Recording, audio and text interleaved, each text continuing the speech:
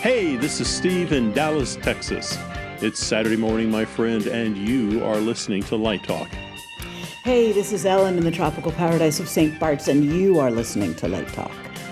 Hello, this is Brackley coming to you from Las Vegas, and you are listening to Light Talk. And this is Zach, relaxing in our nation's capital, if that's possible. Welcome to Light Talk.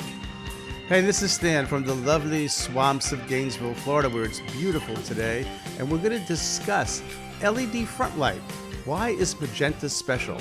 Directors and Gobos, alternate projection surfaces, drafting on a budget, and Adolescence, all on Light Talk. And this is David coming to you from the beautiful Belmont Shore neighborhood of Long Beach, California. And if you don't already know, you are listening to Light Talk, and we are the Lumen Brothers And Sister. That's right, Ellen. Welcome everyone to episode 419. And as you probably can guess, we have a lot of people, the whole family here. Unfortunately, Ann could make it, but we have Brackley, we've got Steve, we've got Stan, we've got Zach, and of course we have Ellen and myself. And the reason why we're all here is because it's our 8th anniversary. Yay! Happy 8th. We're 8 years old. So anyway, technically speaking, our anniversary was actually 2 weeks ago, but who's counting? Obviously, we are. That's kind of sad. That's like a marriage where you forgot the anniversary and you went, I think we got married last week. How many years has it been, honey? So welcome to the family. We're all here. We're going to talk a little bit about our anniversary if we come up with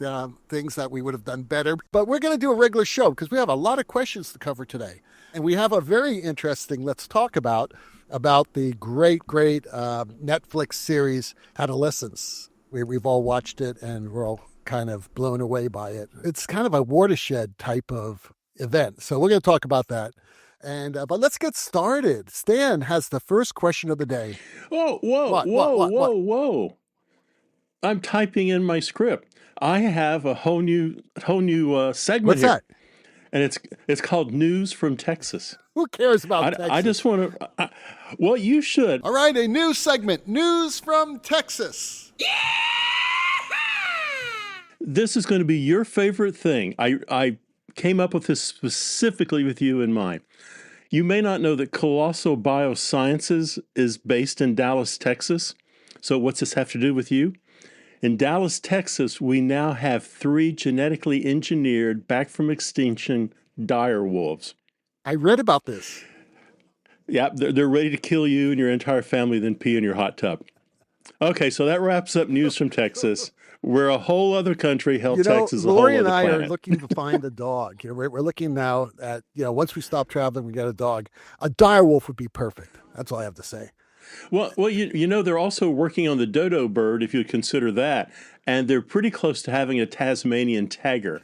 A Tasmanian tiger. That's going to be the name of the show, the Tasmanian tiger. Okay. And for Halloween, they're working on Dracula. Okay. Just what we need. Has anyone seen Nosferatu, the movie that came out last year? Oh, sure. Well, I say, oh, sure. I've seen the original, and I saw the one with, what's his name? But now that's got to be at least last 10 years old. Nosferatu. I have not seen last year's. It is really frightening. It is frightening. And great lighting, too. But I digress. Could Nosferatu walk in sunlight? No, of course not. Well, little known fact, if you go back and you look at Dracula in the novel, Dracula can walk in sunlight. Yeah, but it's, then he can't set up the end. The end is the best part. He doesn't feel very good about it, and he is weak, but he can cruise down the sidewalk. Okay, Stan, you have the first question of the day. Let's go. I don't know if I can follow all of that stuff that you guys just did. Well, but anyway, it comes in from Samantha in Saratoga, and she says, I heard that magenta is a special color scientifically, and so since Stan is supposed to be the science guy on Light Talk, can you tell us why that is? Well, yeah, I can. Here's the deal. Magenta is a rebel. It's a sort of non-traditional color in the sense that if you just think about a little bit about your eyes, you got red and green. David knows all about that. Just taught us all about the red and green effects and blue sensors. And since color spectrum is linear, all the colors that you see are in between red and blue. But when you mix red and blue, you get magenta, and magenta is not available within the spectrum. It doesn't exist scientifically in the visible spectrum. It's not there. There's no single frequency that is magenta. So what happens is the brain goes, hey, I recognize red and I recognize blue, but I don't see any green. So it's got to make a color. And so the brain makes magenta. That's how it works. It's considered a non-spectral color, as it's called. It is made in the perception of the human brain, not actually out in the world. Well, Alice from Brooklyn asks, can anyone recommend a good, inexpensive app for creating a venue house plot? So you've all already nixed Vectorworks, saying everybody knows about it and it's expensive. But that is definitely, if you can get the student version from them, an inexpensive way to do it. So if Alice is a student, that might be a good way to get started. Also, Lightright, I'm not sure, can really create your house venue plot, but it certainly can handle a lot of your paperwork. AutoCAD, isn't there like an AutoCAD Lite? AutoCAD Lite is 2D only. Oh, 2D only. Well, AutoCAD, full AutoCAD could be 3D and visualization, right? And then I understand that ETC's control systems for the EOS family and ETC Nomad provides a suite of tools for lighting design that integrates control systems directly into your plot. This software allows for lighting control and design from initial drafting through the actual programming and operation of the lights. So that could be a cool way to go if your venue has an EOS family or Nomad console from ETC. Then there's Light Lab, which is good for virtual light plotting and simulation. There's Capture, also good for lighting visualization and plotting, and it's another 3D visualization of light plots with full integration of lighting control systems. Then there's one called Caddy, which is simple light plot drafting and is more affordable. And SketchUp, with its lighting plugins, can be used for 3D visualization and basic light plotting. So there seem to be a lot of options out there. You guys have other ideas? Yeah, you missed one. Drafty. Yeah, Drafty. Drafty, Which okay. actually works, I think, maybe somebody can confirm. I think it works inside a browser. And I think it does sections as well and plots beams, and it's pretty inexpensive. Yeah, Zach, have you played with it? Yeah, I mean, I think Drafty is, I feel like I have a conversation with lighting designers about Drafty at least once a week. Wow. Because we all feel like it's a mixed blessing because, as you're saying, it exists within a browser. That's one way they're able to keep it quite affordable, but it also requires an active internet connection to function. And so if you're trying to work somewhere where the internet's not great, or as I'm sure all of us know, the day the actors all show up, the internet comes to a screeching halt on the show. Is that just for the licensing part to validate you, or is it? Well, your projects live in the cloud. I see. So you need to have constant access to the cloud. No local saving. Right. There's no local savings. So in theory, the way that Drafty works, you can actually work on your project. Like, let's say you're at the airport, you download your project to your laptop, you get in the plane, you don't have internet access. And I guess now I'm telling a story that's kind of dated already. As long as your browser window is open, you're able to do your work, but you wouldn't be able to save it or anything like that until you can connect to the cloud again. Gotcha. I mean, if you're really looking for a really inexpensive 2D program, I would say that is a piece of paper and a pencil.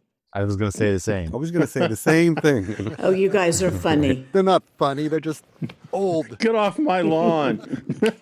She asked for an app, so. I can see me drafting my light plot with a pencil and paper while riding a horse and eating, I don't know, the raccoon I shot for dinner while I was hunting with my shotgun. Okay. Yeah. So I got the next question. Jeremy from the Lighting Designers Facebook group asks, as the lighting equipment evolves and we transition from tungsten to LED, I'm curious as how you are all using your front light for theater shows, in particular musical theater these days.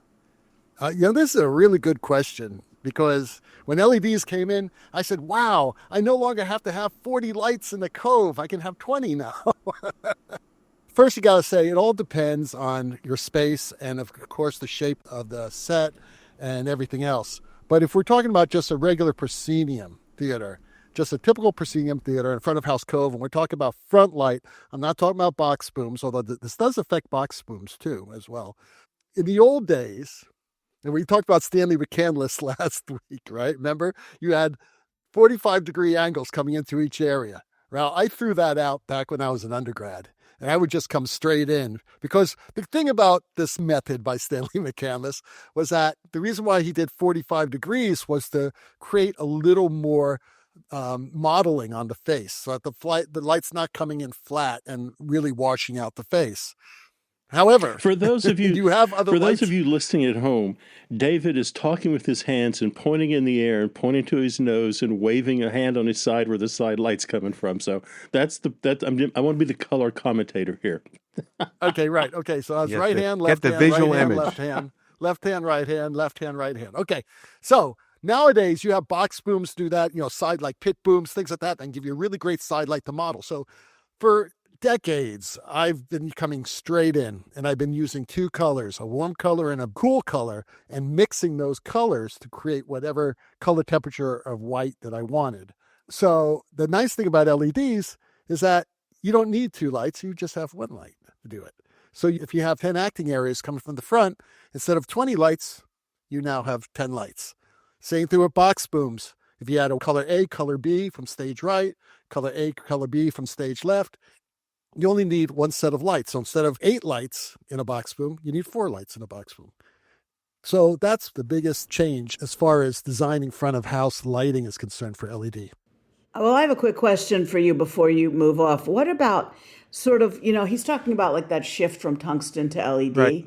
So in addition to just the numbers and the angles, what about the quality of the light and the quality of the color? Well, I'm assuming they're good LEDs and that you're getting still good facial, you're actually still able to activate the face. However, there have been shows I've worked on, and they tell me the lights are terrific. This new light is fantastic. And I sometimes end up hanging a system of tungsten lights from the front as well.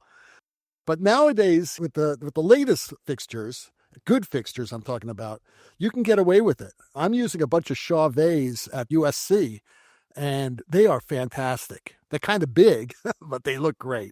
I want to jump in on this because we've been doing rep plots and for years now, since we've had high quality, let's just call them, I don't want to just say, I want to kind of drill down on David's sort of good LEDs, let's just say what they're calling in the industry high fidelity, right? Because you can have a choice. We've definitely moved away from the multiple fixture systems that David just described. So typically, if we're doing like an 800-seat high school auditorium, there's like a prototypical thing. Here's what we usually lay in. Let's say it's 2 catwalks, because 2 catwalks are adequate. Sometimes you need 3. It's 5 fixtures on each catwalk, and it's an automated LED, and they're straight in. And then for the sculpting, to take care of that, it's the box booms. Maybe it's 1, maybe it's 2, whatever you need to cover it from left and right to get the sculpting, and it works. And we always, what we don't use to amplify David's point. Let's say we talked about this before. The same fixture, you could have 2 variants: the high fidelity and the high output. And if it's flesh tone, we're doing this in Florida where there's a range of flesh tone, so we will choose the high fidelity variant. And we make the argument, look, instead of 20 lights up on that catwalk, it's 5, less power, color choice all over the place, gobos, iris, pan, tilt, iris, you name it. And it's a beautiful thing. Now, if you can't afford that, that's another story. That's a conversation about can you make that transition. But if we're doing a renovation, it's a no-brainer. And we had to argue because other consultants were doing something that I said looked like 1997, 24 lights on these catwalks, and you put 3 movers and the rest is incandescent and dimmers and power. It's like, why? So they've sort of adopted our philosophy. We've been doing that for about 4 years now, 5 years. Once the LEDs started to say, okay, this is good enough for flesh tone, like David is saying. So that's how we do it. I think it has a lot to do with the budget. I mean, I think Stan makes a good point because a lot of theaters don't have the money that some theaters have. So Yeah, well, let me just say, so if the money's coming out of the theater budget, almost nobody has that, maybe in high-end commercial theater. But when we're building a new space or renovating an old one, budgets have a different order of magnitude. So, right, so yeah, I think you have to draw a line. It's like, are you buying it? Your master electrician's coming out of your yearly academic budget or your theater budget? Nobody can afford that. But when you're building the building, or when you're renovating the building, it's a different order of magnitude. And that's where my head is these days. Brackley, you have the next question. Rhonda in Wisconsin writes, I am designing a show and want to use many gobos. The play calls for a lot of texture. Problem is, the director does not like gobos. What shall I do? Well, that's an interesting situation. For this particular one, I just think that the director may have had a bad experience with another designer in gobos, and he doesn't really know what useful gobos are. So one suggestion would be lay out some gobos for him and have him look at it and see if he can change his mind and see if, oh my gosh, this does look better. Because I've had that situation a few times, and sometimes you just have to show the director what you want to use with a gobo and use texture, and that works out well. So when this person is asking about the use of gobos and they're saying the play calls for a lot of texture, what does that mean? What does that mean? That was my question.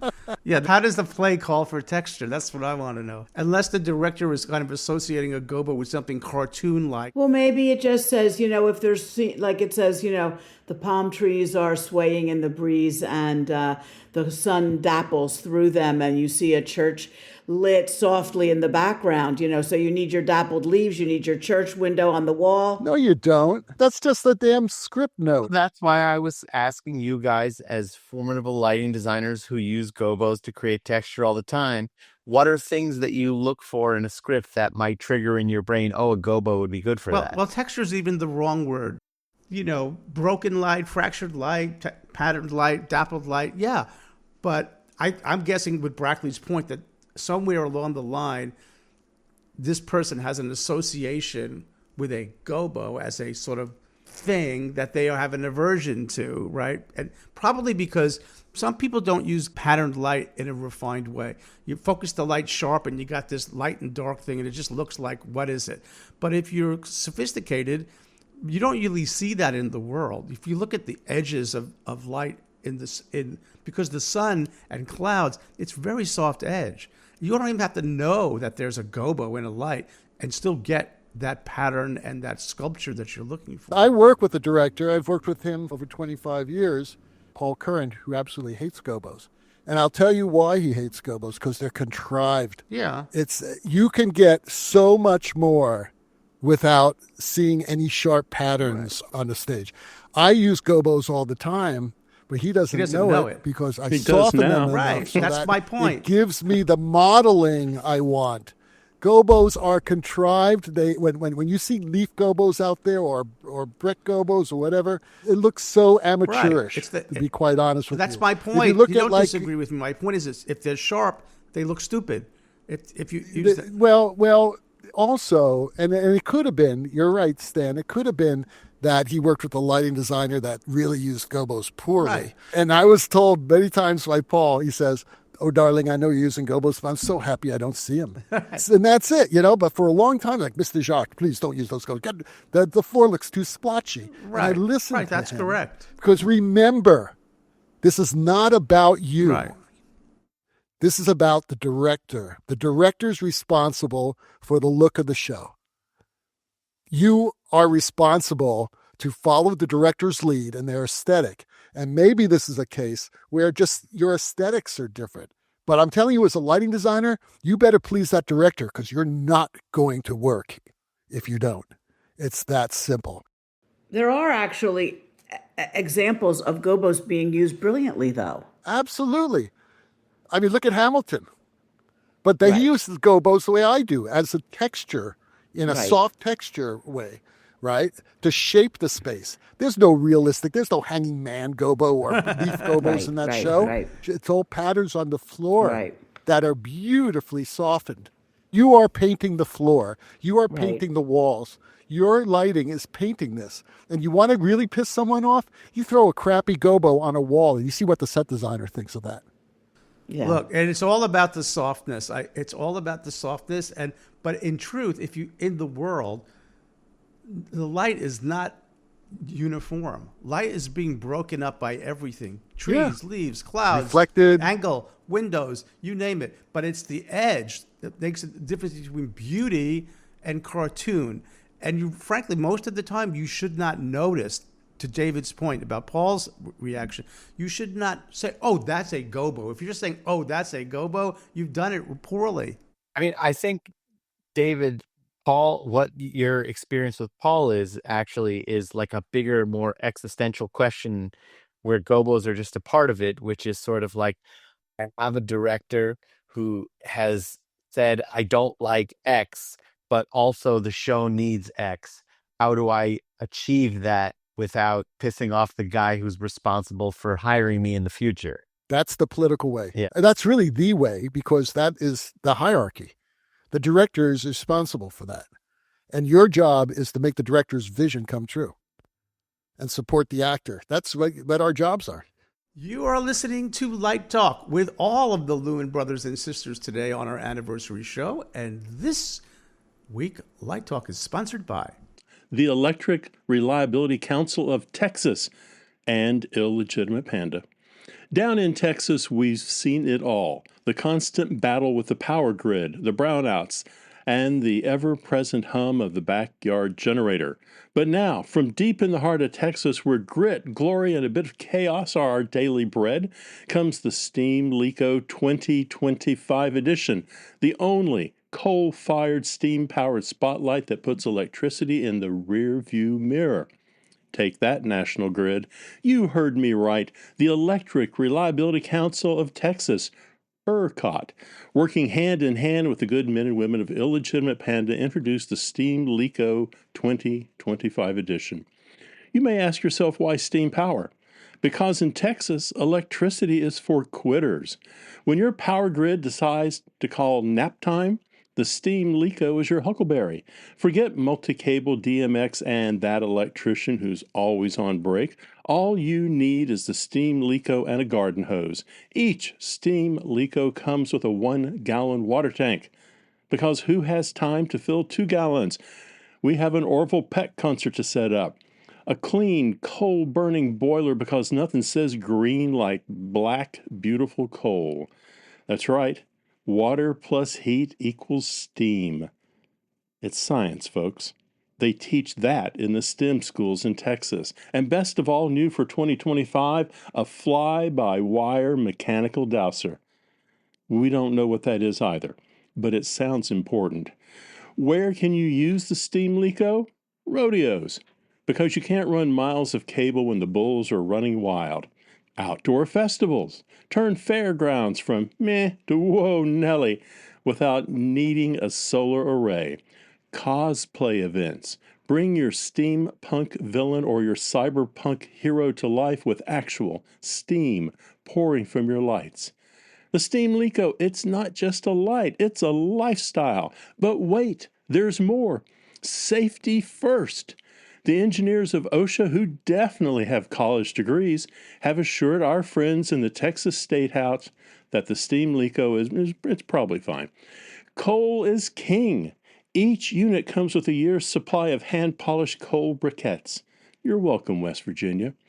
Customization. Upgrade your Steam Leko with an optional working steam whistle to confuse and delight your audience. And, wait for it, no more running cue lights. Just let that whistle rip. From the bustling, black-tailed prairie dog towns of Amarillo to the historic Fort Worth stockyards, and all the way to the neon-lit stages of Austin, the Steam Leko is more than just a spotlight. It's the perfect fusion of Texas spirit and Chinese innovation at its finest. Put that in your little red book. Act now before the tariffs kick in, and we'll throw in the coal cracker. A shovel so tough it just shouts at dirt until it moves. The Republic of Texas and Illegitimate Panda, always doing things you never considered possible. Yahoo! And now, back to Light Talk. Well, the sound of those lovable, crazy monkeys, ducks, and iguanas eating Stan stock certificates means that once again it's time for Let's Talk About. And today's Let's Talk About is all about Adolescence. Wow, amazing. The show. Wow, Adolescence. I think amazing. the Netflix series. Truly a tour de force performance, and the crew and just everybody involved, the writers. First of all, for people who don't know what we're talking about, Adolescence is a 4-part miniseries on Netflix that has gotten rave reviews from just about everybody who has seen it. It really attacks some very serious issues that a lot of our kids are going through right now.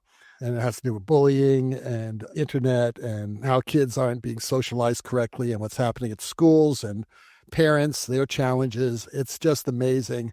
And it's about a family from Liverpool who are dealing with a son. This is not really a spoiler because it's given away in the first 5 minutes of the show, who is accused of murder. Okay. And the son is 13 years old. And it just looks like a normal, like lower middle class family. I believe he's a plumber, the father. And matter of fact, the father was one of the writers of the show, which is pretty amazing. I'll get into that in a second. What's so incredible about this show is that each episode is filmed as a one-shot, which means that only one camera is used and there are no cuts. It's the closest thing to theater that you're going to see in cinema, because it's like, let's say the show's an hour long, the episode, they shoot it and don't stop in an hour. They don't cut it. They don't seam it. If something goes wrong, they start over and they do it again. And a lot of these episodes, several of the episodes took like 13 takes, meaning they ran it 13 times. Not like they took a piece of, this one and a piece of that one. No, it was one shot that lasts the entire episode. Now, what's amazing about that, if you're in like one location, it's not such a big deal to do something like this, because then it is like theater. But in the very first episode, they travel from the streets into a car, into a home, up the stairs, down the stairs. They go to the police station. The police station is like 3 levels, 3 stories. And one single camera is shooting all of this.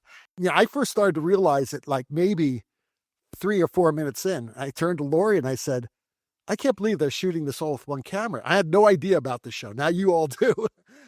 And then I just couldn't believe it because, being a theater person, I do understand how cameras work. I do understand how blocking works and how direction works. And I was just amazed at how organized it was. You never saw this camera shake or anything like that. And there are many documentaries about this already on YouTube where you actually see, from another camera, how they did it, how they handed the camera off, how they put it onto a drone and the drone takes off at the end of episode 2. It's just totally amazing how they did this. So the choreography of not only the actors, but also the crew. And it's perfectly timed. If somebody screws up, they have to start it over again. But that happened a couple of times. They were talking, I think one of the camera operators in one of the documentaries I saw, he was talking about how in one of the handoffs, the camera shook and that was it. They stopped and they started over again. So that previous 25 minutes was in the trash. One of the things that's interesting is all of the sets were custom built for this. And that gave them the space and the way to sort of guide you through all of this. And the way they built the sets and where they stationed the actors, as it were, sort of helps guide you through the story. And one of the things that everybody says about this is that not only is it a technical tour de force, but it's a storytelling tour de force. Yes. And that you feel like you are sort of a fly on the wall inside of their lives as this is unfolding in front of you. And I watched some of those scenes twice. And in the scene where they're in the van and they're going to the paint store, wherever they're going, I don't really get it because they're straight on looking at them through the windshield. And then they're looking back over the girl's shoulder. And I mean, it's like amazing that the way they obviously had to move around, obviously had very, very nimble camera people working on this. Well, they were handing the camera off. There was a camera person in the back of that van, and the person was in the front seat shooting the two people in the front, and he just handed the camera to the guy in the back. Right, but it's just the choreography. Right, you don't. Right, it's amazing. That van scene was really remarkable, and I think in one of the documentary videos you can see the rig if you pause it and kind of break it down. But I think what fascinated me when I watched it, because it was going on for quite a long time, and of course they're going through daylight and the light's changing, and this is a very, very small thing, but I don't know why I picked up on it. There was no glare ever on the windshield. How'd they do that? Like, how do you? Angles are changing constantly, the angle of the sun, and there was never any reflected glare on the windshield during the shoot. Well, they may have been in a building. That may not be real. No, sunlight. I mean, No, a lot of that was exterior. The stuff with the cars, they were on the road. They were on the road, and it was definitely exterior. And it wasn't CGI. There was no CGI in that show. Right. It was just amazing. And I thought maybe they had the windshield taken out, but then when I saw the documentary piece, the windshield's there. They also had two vans. They had one van that had the front so you could see the people in the van, and then they had the other van where the guy was driving it on top, and you saw the camera moving forward. They had like a control booth in the back. They had like monitors and whatnot. But I want to say something about the storytelling. I want to amplify what David said. There was no fourth wall. It was like you were in the room with them, and it was very compelling. It was hard to stop watching. Like, we couldn't take a break. Like, there was no like natural, okay, let's go get something in the kitchen. Like, you were in it. The word, Stan, is immersive. Totally. It was the most immersive filmmaking I've ever seen. On the screen. It was immersive in the sense that and also sort of the level of detail that you could see in the closeness to faces, and it was a new way, like David said. It was a new form in a sense, and incredibly labor intensive, I'm sure, but certainly worth it. The acting was incredible. Yeah, well, we'll get to the acting in a second. Let me give a few credits out so everybody knows what we're talking about here. The director of photography and cinematographer was Matthew Lewis, and I will put money down that he will win that cinematography this year. It's blowing everybody away. The director was Philip Barentine, and excuse me if I get these names if I don't pronounce them correctly. Art directors were Jordan McHale and Ian Tomlinson. The creators and writers were Stephen Graham and Jack Thorne. And Stephen Graham, by the way, plays the father, who is just amazing in this show. Terrific acting. The creators and writers are Stephen Graham and Jack Thorne. The cast included Owen Cooper, who is the boy. And he is truly, the words don't even come to me, stunningly brilliant. And if I could say something, it was his first acting job. Right. Although he has been trained as an actor. I was told by my director friend goes, well, he goes to the Royal Academy. Oh, well, okay. But the kid is amazing. Isn't he also, the character is 13. Isn't the actor 14? He's 14 years old. The camera they used, Matt Lewis chose the DJI Ronin 4D for its flexibility and ability to capture smooth, on-the-move visuals, crucial to the series' fast-paced action and character movements. Cooke SP3 lenses were used to complement the Ronin 4D, allowing for the desired visual clarity and smooth transitions. The series was filmed in 4 long, continuous takes per episode, requiring meticulous planning and rehearsals.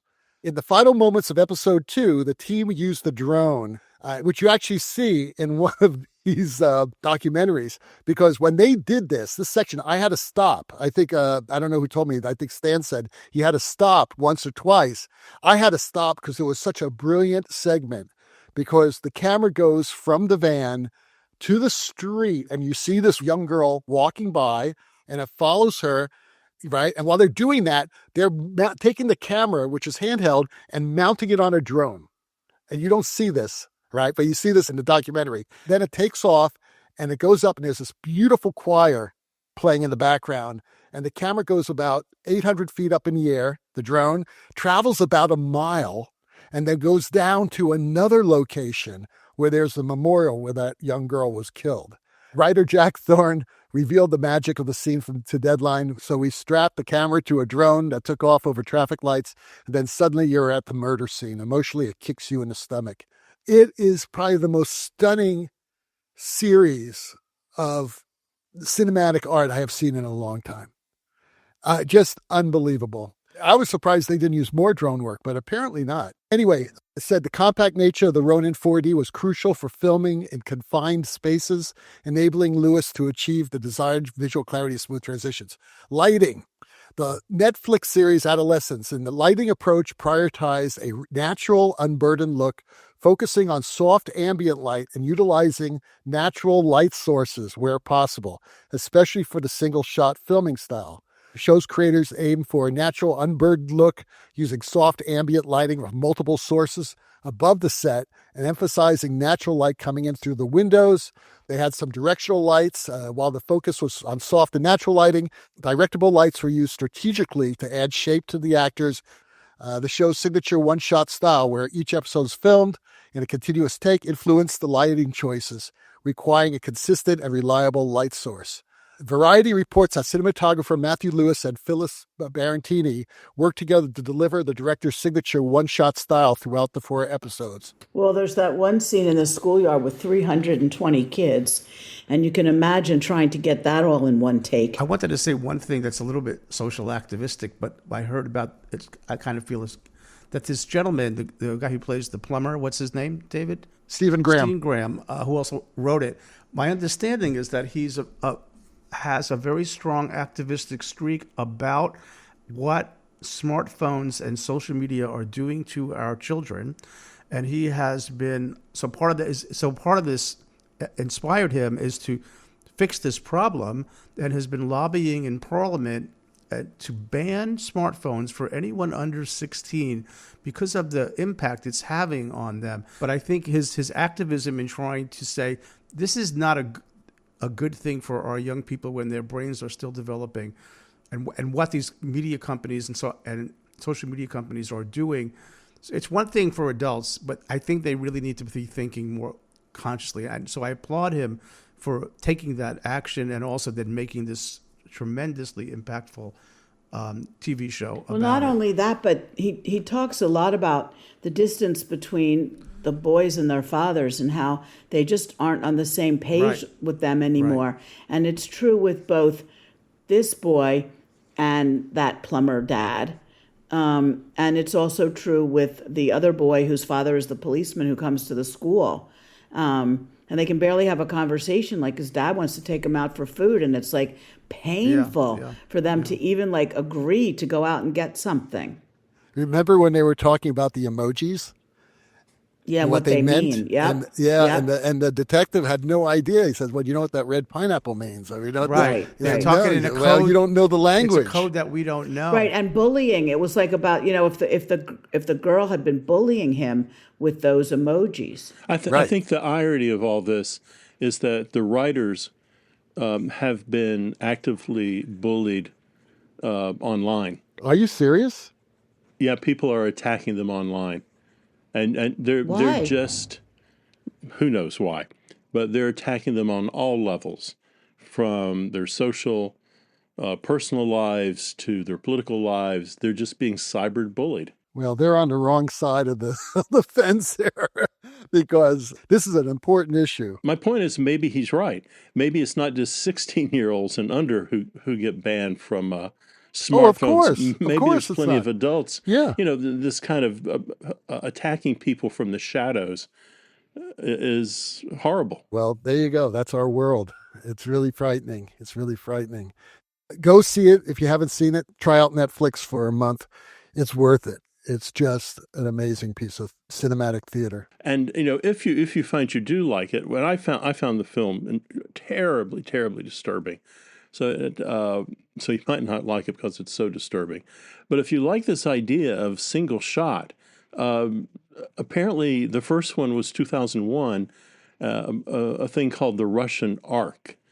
And it was a story of a ghost inside the Hermitage Museum in St. Petersburg. They shot through 33 rooms. They had 3 live orchestras. They had over 500 cast and extras. Clearly, 87 minutes. I'm not taking anything away from them, but at least they're inside a building, not walking around the countryside. Victoria, 2015, German crime thriller, went to the Cannes Film Festival. 12 pages of script, the rest is improvised. 2.5 hours of continuous shot. I have not seen it. I didn't know this until I started doing research. Birdman was a one shot. Yeah, Birdman. Birdman's not actually a continuous shot, but it's been edited to appear as such. Oh, okay. Well, there you go. Yeah, they've been doing that for they seam it in. They seam in the cuts. Now, at first, I was looking for scene points. I couldn't believe it because I knew nothing about the show, and I said, I don't know how they're seaming this all together. But well, it's a lot not. of what we was see just are these amazing. really long takes, like 1917. That was inspirational for them. Can we take this super long shot and make it even into a continuous shot? I think the person who really mastered this, though, was Bob Ross, the happy little cloud painter. He could just sit there and paint his clouds and do a single shot of his studio for 30 minutes. But it's amazing what these people have done. I mean, it's just, I think you're right. I was watching and thinking, how can they not just walk away with every award known to man? And it is very disturbing. Psychologically, it's very disturbing. And you watch the family fall apart. You really watch that family fall apart. Yeah. Next time, can we talk about a comedy? Other thing, If they do as good a job. you know, we're talking about the crew, which had to be just back-breaking, not just physical, but mental work. But also, we in the theater live in a different world. I mean, think about what you just saw over these episodes, and nowhere does the director say, cut, do we need to take a break for 5 minutes? Do you need to go to your trailer for a few minutes? Do you need to compose yourself? I mean, they're on this emotional roller coaster that had to be just exhausting. Well, the last episode took 3 weeks to film. 3 weeks. And a lot of that was rehearsal because they have to rehearse this and they have to rehearse the choreography. You know what I mean? They have to rehearse all this stuff. It's not like you could just plan it out and do it. You got to rehearse it. And then there's that one documentary about episode 3 with the psychologist and the boy and how they were talking about how grueling that was. They did it 13 times, 13 takes of that. And they took the last one. As a matter of fact, I believe episode 2 and episode 3 were both 13 takes and they took the last one. That's amazing. Episode 1 they did in 2 takes. So they must have been so going, this is going to work until they got to the 13 takes. They shot episode 3 first, and then they shot 1, 2, and 4, or something like that. But 3 was first. I was surprised. Did they give a reason why? I didn't read a reason why. No, I didn't read it. Maybe because it was the simplest one to do. When you think about it, because there were only in that one room. Yeah, they were in one room, and then they'd go out into the hallway where the machine was. In the documentary, she talks about there were 4 windows that he hits as he leaves the room. He had never hit 4 windows. He had hit 3 and always missed the 4th one. And she really reacts to that 4th window because it's new. It's new and it's real. Her reaction was unbelievable. That was just. It took her a while to get over that, and you could they just stayed on her. It was just so brilliant. I mean, this is what makes me love theater and art, and performance, is that moments like this, the decision that an actor makes, that decision, she took her time, and every second was painful. And without being spoiled, the end of the entire series, so touching. Same way. They took a lot of time.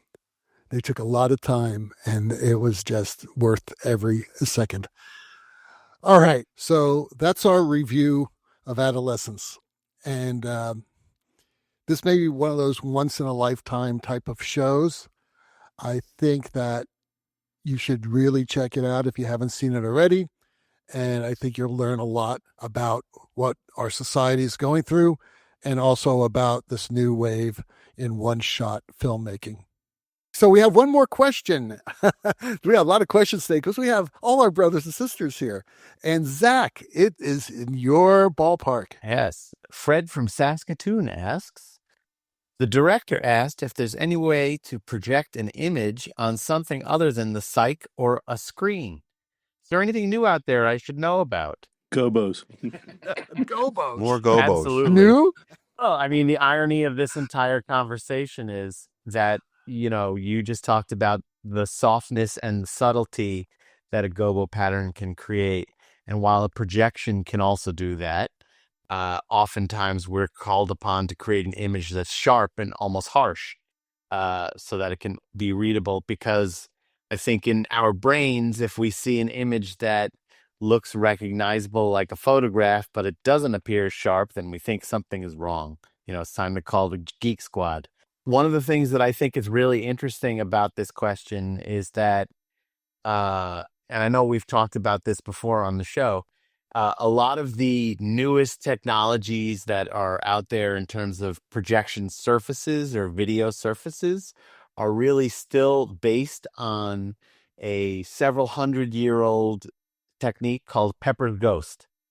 So there's a whole Rose brand and a bunch of other manufacturers make these really beautiful scrim materials that are loose enough to let you see through them, but they're treated in such a way that they can pick up and reflect image also. But since the tooth is loose, you see both the image and what's behind it, giving it almost like hologram-like appearance.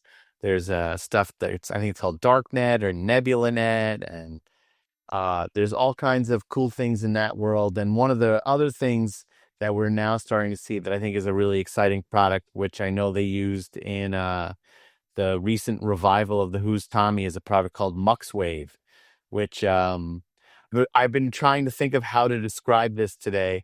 And one of the best ways that I thought of describing what this stuff is if you've ever seen when you can put like one of those bath mats in your bathtub with all the suction cups, but it has a lot of little holes in between each suction cup. That's kind of what MuxWave is. It's basically like they took an LED screen and they removed the panel that the LEDs sit on. So in between each little light, there's nothing. And then this gets laminated on some kind of piece of glass or acrylic or something like that. So essentially in a medium to dimly lit area, when there's no image on the LED screen, you just see through the glass. And when there is an image on the LED screen, you just see the image, or you can see both through it and the image at the same time. So I think that's really the kind of the holy grail that we're going for. I mean, personally, the other holy grail that I'm waiting for manufacturers, if you're any manufacturers listening, is an IP rated projector that can go outside in the summer. But the other holy grail is that transparent LED. It's like Star Trek 2, or is it 3, where they had the transparent aluminum so they could bring the whale back in time. So we're really looking for more of these transparent solutions. That seems to be the idea of, if we can see a projection when it's there, and when there's no projection, if the whole surface just disappears. I think that's what we're moving towards right now. I've seen incredible things where there's like some of that loose tooth webbing kind of stuff that's the exact same color as trees in a garden. And all of a sudden you're walking through and someone might be standing in front of you, but they're not there because they're being loosely projected onto that tree.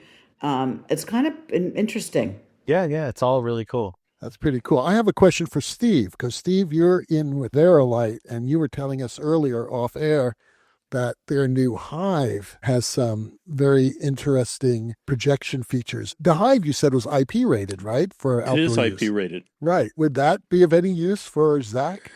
It might be. I mean, it's. I think it's one of those fixtures that bridges that world between light and media effect. It has. I can't go into a lot of detail, but it has a lot of capability. So I think if you look at the Hive and you think, oh, it's going to replace my Viper, it's not competing with the Viper. It's not trying to be a Viper.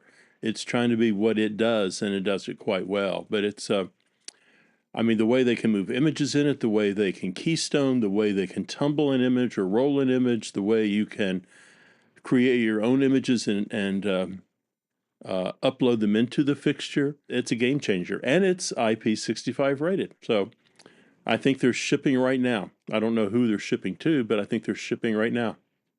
I always joke that a projection is really just the world's fanciest Gobos. So I think that is a fixture that is taking that and running with it. Well, family, 8 years, and it's been a pleasure. All 419 episodes. 419. Do you believe that? One more to go. To what? 420. 420. Oh, wait a second. Isn't that a special number, 420? You would know that, David. I do know that. Next episode, 420, we all must arrive in the proper frame of mind. Okay? There you go. Why not, right? Why not? Well, the rocking sounds of the Luminoids tell us that once again you've spent another morning listening to Light Talk. You can hear our show on just about every podcast site out there. Check out our website at lighttalk.org and be sure to follow us on Facebook. And don't forget to subscribe to our podcast. That way you will not miss a second of Light Talk insanity. No guarantee is offered regarding the accuracy of any statements or opinions made on this podcast. However, if you do decide to litigate, you will be dealing with me, Snoot, from the Snoot Group.